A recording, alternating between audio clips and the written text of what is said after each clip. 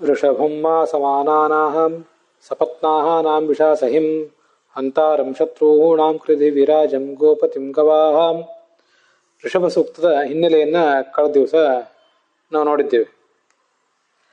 ಇನ್ನು ನಿರ್ಮಾಲ್ಯ ಅಭಿಷೇಕಕ್ಕೆ ಈ ಮಂತ್ರವನ್ನು ಬಳಕೆ ಮಾಡಬೇಕು ಅಂತ ಕೆಲವರು ಅಭಿಪ್ರಾಯ ಪಡ್ತಾರೆ.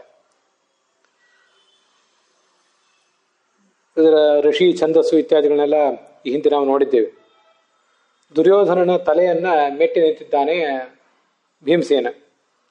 ಅವನು ಆ ಶತ್ರು ಸಂಹಾರಕ್ಕೆ ತನಗೆ ಅಂತರ್ಯಾಮಿಯಾಗಿದ್ದು ಶಕ್ತಿ ತುಂಬಿದಂಥ ದೇವ ನರಸಿಂಹನನ್ನ ಹೀಗೆ ಪ್ರಾರ್ಥಿಸ್ತಾ ಇದ್ದಾನೆ. ಭಗವಂತನೇ, ನೀನು ನನ್ನನ್ನು, ನನಗೆ ಸಮಾನರಾದವರು, ನನ್ನ ಅಣ್ಣ ತಮ್ಮಂದಿರು, ನನ್ನ ಬಂಧುಗಳು, ಇವರಲ್ಲಿ ನನ್ನನ್ನು ನೀನು ಮುಖ್ಯನನ್ನಾಗಿ ಮಾಡಬೇಕು ಅಂದರೆ ನಾನು ಮುಖ್ಯನಾಗಿರುವುದು ನಿನ್ನ ಅನುಗ್ರಹದಿಂದ ಅಂತ ತಾತ್ಪರ್ಯ. ಮತ್ತೆ ನಮಗೆ ನಮ್ಮವರಾಗಿಯೇ ಇದ್ದೂ ಈ ಕೌರವರು ನಮಗೆ ಕೇಡು ಬಗೆದಿದ್ದಾರೆ. ಅಂಥವರನ್ನ ನಾನು ಮಣಿಸಿದ್ದೇನೆ, ಅದು ನಿನ್ನ ಅನುಗ್ರಹದಿಂದ. ಮತ್ತೆ ಎಲ್ಲ ಶಾಸ್ತ್ರಗಳಿಗೆ ನಾನು ಅಧಿಪತಿ ಕೂಡ ಆಗಿದ್ದೇನೆ. ವೇದವಾಣಿಯ ಅಭಿಮಾನಿಯಾದಂಥ ದ್ರೌಪದಿಯ ಪತಿ ನಾನು. ಹಾಗೆ ಭೀಮಸೇನ ಕೇವಲ ಬಾಹುಬಲದಲ್ಲಿ ಮಾತ್ರ ಅಲ್ಲ, ಬುದ್ಧಿಬಲದಲ್ಲೂ ಕೂಡ ಅತ್ಯಂತ ಪ್ರಚಂಡನಾಗಿದ್ದ. ಅವನು ಅನೇಕ ದೈತ್ಯರನ್ನೆಲ್ಲ ಮಣಿಸಿದ್ದ ಅಂತ ನಾವು ಈ ಹಿಂದೆನೆ ನೋಡಿದ್ದೀವಿ.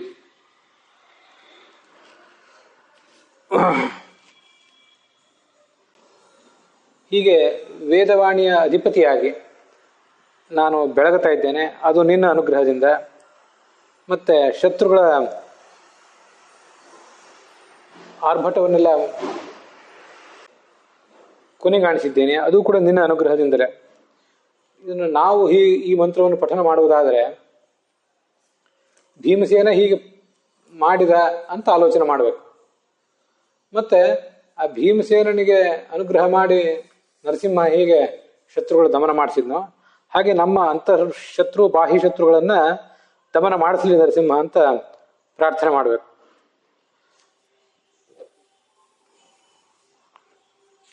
ನಮ್ಮ ಸಮಾನರಾದವರು ಯಾರಿದ್ದಾರೆ, ಆ ಸಮಾನರಾದವರಲ್ಲಿ ನಾನು ಮುಖ್ಯನಾಗಬೇಕು, ನನಗೊಂದು ಮುಖ್ಯವಾದಂತಹ ಸ್ಥಾನ ಸಿಗುವಂತಾಗಬೇಕು. ಆ ಥರ ನನಗೆ ಅನುಗ್ರಹ ಮಾಡುವಂತ ಅದರ ತಾತ್ಪರ್ಯ ಆಗ್ತದೆ. ಕಾಮ, ಕ್ರೋಧ ಮೊದಲಾದ ಈ ದೋಷಗಳು ನಮ್ಮ ಒಡ ಹುಟ್ಟಿದಂತಹ ದೋಷಗಳಿವು. ಇವುಗಳನ್ನು ನಾನು ಮಣಿಸಬೇಕಾಗಿದೆ. ಅದಕ್ಕೂ ಭಗವಂತನ ಅನುಗ್ರಹ ಬೇಕು. ವೇದವಾಣಿಯ ಅಧಿಪತಿ ನಾನು ಆಗುವುದು ಸಾಧ್ಯ ಇಲ್ಲ. ಆದರೆ ವೇದಾದಿ ಶಾಸ್ತ್ರಗಳನ್ನು ಅಧ್ಯಯನ ಮಾಡಿ ಅದನ್ನು ನಾನು ಅರಿತುಕೊಂಡು ಎಲ್ಲಿಗೂ ಕೂಡ ನಾನು ಬೋಧಿಸುವಂತಾಗಬೇಕು.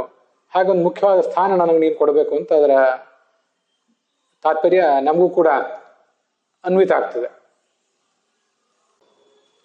ಶ್ಲೋಕದ ಶಬ್ದಾರ್ಥಗಳನ್ನು ಹೀಗೆ ನೋಡೋಣ.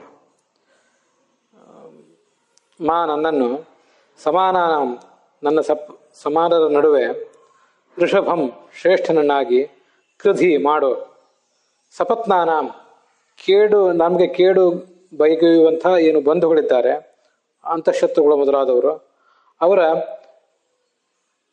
ಸಸಹಿಂ, ವಿಷಾಸಹಿ ಅಂತ ಅನ್ನೋದು ವೇದದಲ್ಲಿ ದೀರ್ಘ ಕಾಣಿಸ್ತದಷ್ಟೇ. ಇಲ್ಲಿ ಸಸಹಿ ಅಂತ ಹೀಗರ್ಥ. ಅಂದರೆ ಅವರ ಗರ್ವವನ್ನ, ಅಹಂಕಾರವನ್ನ ಮೆಟ್ಟಿ ನಿಲ್ಲುವವನನ್ನ ಅಂತ ಅರ್ಥ. ಹಂತಾರಂ, ಅವರನ್ನ ಕೊಲ್ಲುವವನನ್ನಾಗಿ ನನ್ನನ್ನು ಮಾಡಬೇಕು ನೀನು. ಶತ್ರುಣಾಂ ಹಂತಾರಂ, ಶತ್ರುಗಳನ್ನು ನಾನು ಕೊಲ್ಲಬೇಕು. ಆ ಅನುಗ್ರಹ ನಿನ್ನಿಂದಲೇ ನನಗೆ ಸಿಗಬೇಕು. ವಿರಾಜಂ, ನಾನು ವಿರಾಜಮಾನನಾಗಬೇಕು.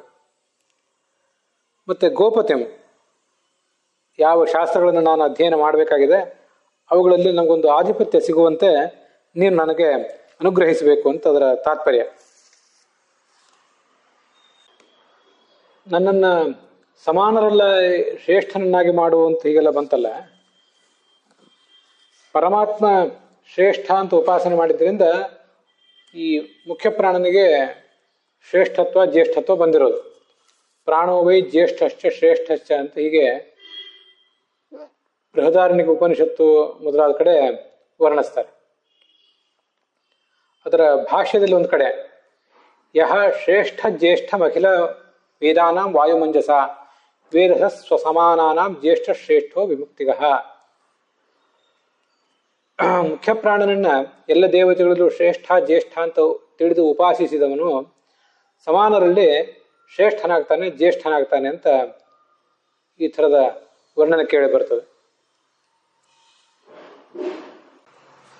ಹೀಗೆ ಪ್ರಾಣನನ್ನ ಮತ್ತು ಭಗವಂತನನ್ನ ಜ್ಯೇಷ್ಠ ಶ್ರೇಷ್ಠ ಅಂತ ಉಪಾಸನೆ ಮಾಡಿದಾಗಲೇ ನಮಗೂ ಕೂಡ ಆ ಋಷಭತ್ವ ಬರುವುದು.